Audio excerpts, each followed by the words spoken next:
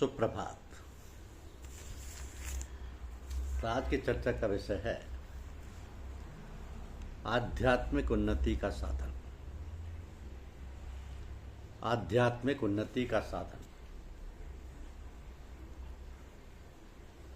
सूरत संसारी होने के कारण बाहरमुखी बन गई है, इसलिए उसकी सारी शक्ति बाहरी जगत के कामों में ही खर्च हो जाती है। अतः अंतर में जो शक्तियां दबी पड़ी हुई हैं उन्हें विकसित व उन्नत होने का अवसर नहीं मिलता। प्रश्न यह उपस्थित होता है कि आध्यात्मिक उन्नति कैसे हो। इसका उत्तर है सच्ची लगन। सच्ची लगन होने पर आदमी उसे हजारों तदबीरें करके प्राप्त कर लेगा। जब तक प्रबल इच्छा ना हो तब तक ना तो संतों के वचन काम देते हैं और ना बताने वाले का ही कुछ प्रभाव होता है। गुरु की बात श्रद्धा पूर्वक मानकर उस पर आचरण किया जाए तो अवश्य आध्यात्मिक उन्नति हो सकती है। आध्यात्मिक उन्नति करने का साधन महात्मा नानक ने इन शब्दों में प्रकट किया कि 3 बंद लगाए के सुन अनहद टंकोर। नानक शुद्ध समाध में नहीं सांझ नहीं भोर। इस पद का आशय है कि आंख कान व जबान तीनों को बंद करके अंदर अनाथ शब्द सुनना आरंभ करो। इस साधन से तुम्हारी सरलता से समाधि लग जाएगी।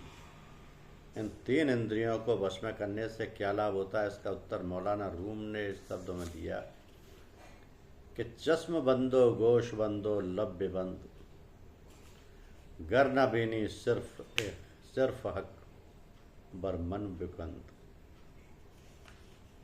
चश्म बंदो गोश बंदो लब्य बंद गर न बीनी सिर हक बरमन बिकंद।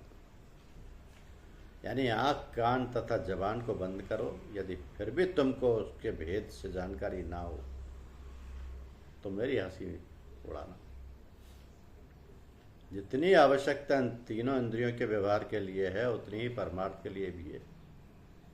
इन्हीं की सहायता से आध्यात्मिक साधन किया जाता है जो 3 प्रकार का है: सुमिरन, ध्यान और भजन।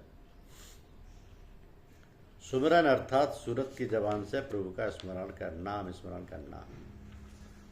महात्मा कबीर ने नाम स्मरण की विधि इस प्रकार बताई कि सुमिरन की सुध यों करो जैसे कामी काम, एक पलक बिसरे नहीं निज दिन आठ हो जाओ। सुमिरन की सुध यों करो जोगा अगर परिहार, हाले डोले सूरत में कहे कबीर विचार। सुमिरन की सुध यों करो ज्यों सुरभि सुत माए, कहे कबीरा चारा चरत बिसरत कबहू नाय। सुमिरन की सुध यों करो जैसे दाम कंगाल, कहे कबीर बिसरे नहीं पल पल ले संभाल। तो सुमिरन में मन को गुथ देने और पिरोने का भेद इस प्रकार बताया गया है कि सुमिरन सोमन लाइए जैसे बाद कुरंग, कहे कबीर बिसरे नहीं प्राण तजे तई संग।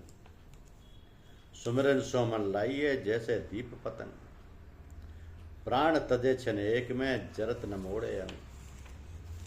तो सुमिरन में कौन से दर्जे होते हैं उसका विवेचन इस प्रकार है कि सुमिरन सोमन लाइए जैसे कीट भृंग, कबीर बिसारे आपको हो जाए तेई रंग। सुमिरन सोमन लाइए जैसे पानी मीन, प्राण तजे पल बिछड़े सत्य कबीर कह दीन। हिरन बीन की आवाज पर आसक्त हो जाता है, बहेलिया बीन बजाता है, हिरन मस्त होकर बीन से सिर टकराने लगता है और मारा जाता है। यही मस्ती की हालत धुन्यात्मक नाम के साधन करने वालों में उत्पन्न होती है। उनमें भी इसी प्रकार की बेखुदी आ जाती है। साधक उससे मिलकर एक हो जाता है। पतंग दीपक पर आसक्त होता है, जैसे वह प्रकाश देखता है उसमें जलकर अपना स्थूल जीवन समाप्त कर देता है और प्रकाश स्वरूप हो जाता है। यही दशा धुन्यात्मक नाम जपने वालों की होती है। कीट एक कीड़ा होता है, भृंग एक पंख वाली मक्खी। वह कीड़े को पकड़कर अपने छत्ते में डंस मारकर बंद कर देती है। कीड़ा उसी का ध्यान करते हुए एक दिन स्वयं पंख वाला बनकर कैद का दरवाज़ा तोड़कर स्वतंत्रता से उन्मुक्त वातावरण में उड़ने लगता है। यही हालत ध्वन्यात्मक नाम के स्मरण करने वालों की होती है।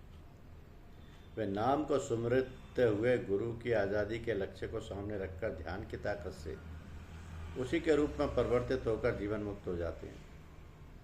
मछली पानी का रूप है, पानी से विलग होना उसके लिए मृत्यु है। इसी प्रकार ध्वन्यात्मक नाम के अभ्यासी नाम से मिलकर एक हो जाते हैं। क्या मजाल की सोते जागते उठते बैठते बस से अलग वे नाम के तंद्रुप बन जाते हैं। क्या तुमको भी नाम से ऐसा प्रेम है? तुम भी प्रभु के साथ ऐसा ही संबंध उत्पन्न करो कि चाहे जीवित रहो या मृत्यु हो जाए, परंतु उससे कभी जुदा ही ना हो। तो नाम प्रियतम के राग का गीत है, तुम्हारे रग रग में है या रग रग के तार से वही शब्द निकले। मांस व चर्म इसी की धुन में मत वाले रहें। तुम्हारा जीवन ही नाम का जीवन हो। नाम स्मरण करने की विधि परम संत कबीर ने इस प्रकार बताई कि सुमरन सुरत लगाए कर मुख से कछु ना बोल, बाहर के पट दे कर अंतर के पट खोल। सहजे ही धुन होत है हरदम घटके माई, सुरत शब्द मेला भया मुख की हाजत नाई। तुम भी इस प्रकार नाम जपने का अभ्यास करो। जीवन को व्यर्थ ना जाने दो। संसार नश्वर है, धन संपत्ति क्षीण व टिकने वाली है। जरा इस नाम जाप के आनंद को तो प्राप्त करो। गुरु के साथ कष्ट सहकर भी नाम प्राप्त करो। सांसारिक सुख को पाकर इसका ख्याल ना भूलो। संत दादू साहब के कहते हैं कि विपत भली गुरु संग में काया कसौटी दुख, नाम बिना किस काम के दादू संपत सुख। दूसरा ध्यान कि जिस नुक्ते या बिंदु पर चित्त को धारणा से बांधा है, वहाँ उसका कुछ अरसे तक बंधे रहना या कायम रहना ध्यान कहलाता है। इस प्रकार एकांत रहने की विशेषता ये है कि जिस नुक्ते से चित्त बंधा हुआ है उसी के साथ एक हो जाओ, यानी एक समय तक चित्त और ये नुक्ता ही महसूस हो और किसी चीज़ का ख्याल ना रहे। यूँ समझो कि धारणा एक नुक्ता है, पॉइंट है, और ध्यान एक खत यानी लकीर। तो धारणा एक कतरा है, बूंद है, और ध्यान तेल की सौधार जो बराबर एक रस जारी रहती है और टूटने नहीं पाती। यही हालत जब कमाल को पहुंचती है अर्थात गाढ़ी हो जाती है, उसी को समाधि की अवस्था कहते हैं। भजन, भजन शब्द के अभ्यास को कहते हैं। गुरु के बताए हुए शब्द को घट में सुनना, ना दाहिनी तरफ तवज्जो करना न बाईं तरफ, सिर्फ सुषुम्ना नाड़ी में सूरत को प्रत हुए आवाज़ के अभ्यास को चित्त देना और उसी में एकाग्र मन से आरूढ़ होकर चित्त को लगा रखना और धीरे धीरे मस्ती की हालत प्राप्त कर लेने के अभ्यास को ही भजन कहते हैं। तो इसी अभ्यास को संस्कृत में अनाहत मार्ग, अरबी में शगल अनाहत और हिंदी में अनंत शब्द की उपासना कहते हैं। सूफियों में भी आवाज़ के अभ्यास की शिक्षा दी जाती है। फकीरी में कोई कोई फ़कीर इसको सूरत सरमदी और कोई शराले नसीरा और कोई सुल्तान उलाजकार कहते हैं। तो सुल्तान उलाजकार सबकी चोटी है, बाकी जो है वे सब शुरू के साधनों में आ जाते हैं। बौद्धों के योगाचार्य के शिष्य इसे आसान समझकर इसका साधन करते थे। पहले इसका अमल प्राणायाम तथा खेचरी मुद्रा के सिलसिले में कराया जाता था, मगर अब संतों ने इन साधनों को आवश्यक, कठिन और मस्त वक्त के लिहाज से छोड़ दिया और इस भजन के अभ्यास को इतना सरल बना दिया कि एक बच्चा भी इसका साधन कर सकता है। किसी तरह का खतरा नहीं रहता और न शरीर, दिल, बुद्धि व दिमाग के बिगड़ने का ही डर रहता है। प्राणायाम और मुद्राओं का साधन बड़ा खतरनाक और उनके साधन करने में जरा त्रुटि हो जाने पर आदमी मर भी जाता है।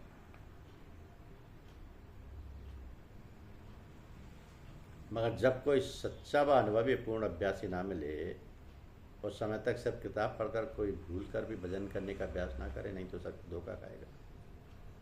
संत का निजी अनुभव बहुत लाभदायक व उपयोगी सिद्ध होता है। वह सहारा देकर घट में चढ़ाई की तदबीरें बताएगा जो कभी भी किताबों में नहीं लिखी जाती, क्योंकि आरंभ से आज तक ये विद्या दिल से दिल को ही सिखाई जाती रही है। जितने अमल बताए जाते हैं वे सब बेकायदा हैं और हृदय की विद्या होने से लोग भूल गए और भूलते जाते हैं। यहाँ तक कि परम संत कबीर साहब गुरु नानक साहब और दूसरे संत लोग इसकी शिक्षा देते थे, मगर वह भी अब इन खानदानों में से विलोप हो गई। तीनों साधन और उनकी क्रिया ऊपर बता दी गई है। मन एकाग्र करने के लिए इन तीनों अभ्यासों का साधन करना अनिवार्य है। जहाँ इन अभ्यासों में उन्नति होने लगी कि अभ्यासी स्वयं उच्च आत्मिक जगत में सैर करने लगता है और वहाँ के दृश्यों को जानने की योग्यता प्राप्त कर लेता है। ये बातें केवल काल्पनिक या बनावटी नहीं है, बल्कि इनका जैसा महत्व स्थूल जगत में है वैसा ही आत्मिक जगत में भी है।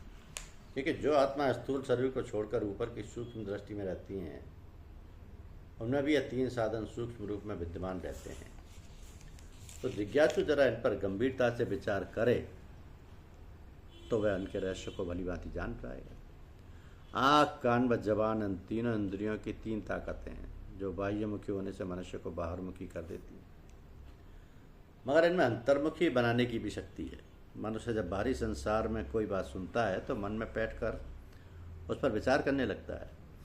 जो वस्तु दृष्टि के सामने आती है वह भी इसी प्रकार का प्रभाव उत्पन्न करती है। संगीत से मस्ती व तल्लीनता आती है। जब बाह्य जगत में इनका यह प्रभाव है, जो लोग अंतर में अभ्यास करते हैं तो उन पर आंतरिक शब्दों का और दृश्यों का प्रभाव पड़े बिना रह नहीं सकता। इन सब में नींद की शक्ति सबसे अधिक होती है और वो विशेष प्रकार का प्रभाव उत्पन्न करती है। जैसे बंदूक की गोली जब लक्ष्य को भेदती है तब अधिक जोर की ध्वनि होती है, उसका दिल पर भी अधिक प्रभाव पड़ता है। इसी प्रकार वीर रस तथा करुण रस का भी प्रभाव होता है। तो जो लोग परम संत होते हैं उनका शब्द अधिक प्रभावपूर्ण और शक्तिशाली होता है। आंतरिक शब्द जो वास्तव में आत्मिक है अधिक प्रभावोत्पन्न होता है। जो इसको सुनते हैं उन पर इसका अवश्य प्रभाव होता है। आंतरिक शब्द में विशेष प्रकार का खिंचाव तथा इसका प्रभाव होता है। जब अभ्यासी कुछ समय तक निरंतर इसको सुनता रहता है तो उसमें न केवल एकाग्रता आ जाती है, बल्कि जिस स्थान से वह शब्द निकलता है उसी स्थान पर अभ्यासी की सूरत को शब्द खींच लेता है और वह नीचे से ऊंचे आत्मिक जगत में सरलता से पहुंच जाता है। तो प्रारंभ में कान उस तरफ नहीं जाते। कुछ अभ्यासियों के शब्द थोड़े समय में खुल जाते हैं, अर्थात उन्हें आंतरिक शब्द सुनाई पड़ने लगते हैं। कुछ साधकों को अधिक समय तक अभ्यास करना पड़ता है। ये शब्द बड़े मीठे और मन लुभाने वाले होते हैं। अभ्यासी का जी उनको छोड़ने का नहीं होता। जब तक ये हालत ना हो अभ्यास बराबर जारी रखना चाहिए। किसी न किसी दिन शब्द सुनाई दे जाएगा और वह ऊंचे की तरफ ले जाने का खुद ब खुद इंतजाम कर देगा। तो इस अभ्यास के तीन प्रकारों सुमिरन, ध्यान और भजन के बारे में जान चुके आप। ये सब धीरे धीरे सूक्ष्म होते जाते हैं और अंततः आत्मिक जगत का दरवाजा खोल देते हैं। इनमें से शब्द का अभ्यास प्रधान माना जाता है। इसी से साधन का नाम सूरत शब्द योग रखा गया है। जो लोग इस अभ्यास को करते हैं उनकी सूरत सकल विशेष प्रकार की बनने लगती है। चेहरे पर एक प्रकार की दीप्ति तथा पवित्रता आ जाती है। आवाज़ सुमधुर तथा ओजपूर्ण हो जाती है। धीरे धीरे उनकी बातों में सुनने वालों को आनंद आने लगता है और उन पर प्रभाव भी होता है। जो बात कहते हैं वह प्रभाव से खाली नहीं होती। दिल की एकाग्रता उनका अंग बन जाती है। उनके सांसारिक कार्य भी प्रभावशाली हो जाते हैं। अनेक व्यक्ति उनके प्रभाव में हो जाते हैं।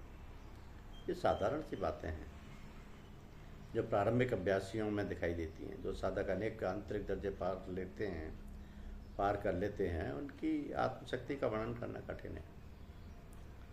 सबसे अधिक महत्वपूर्ण परिवर्तन ये हो जाता है कि उनके दिल व दिमाग के सूक्ष्म हो जाने के कारण वे तत्काल इस बात को समझ लेते हैं। कठिन से कठिन विषय को भी आसानी से दूसरों को समझा देते हैं।